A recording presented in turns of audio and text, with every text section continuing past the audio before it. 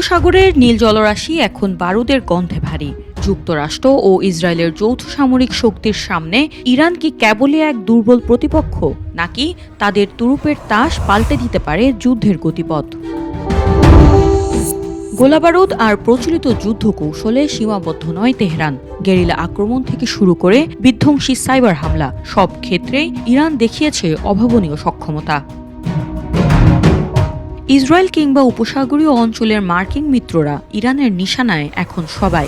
প্রযুক্তির যুদ্ধেও তারা পিছিয়ে নেই। অ্যামাজনের মতো টেক জায়ান্ট থেকে শুরু করে ব্যাংকিং সেক্টর, সবই এখন ইরানি হ্যাকারদের রাডারে।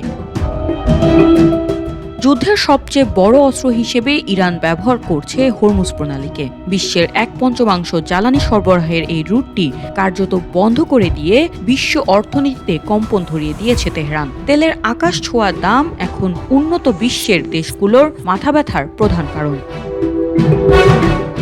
এপ্রিলের মাঝামাঝি থেকে মার্কিন নৌ অবরোধের পাল্টা জবাবে বিদেশি বাণিজ্যিক জাহাজ জব্দ শুরু করে ইরান। ওয়াশিংটনের দাবি এটি উস্কানি, আর তেহরানের যুক্তি তারা কেবল নৌবিধি রক্ষা করছে।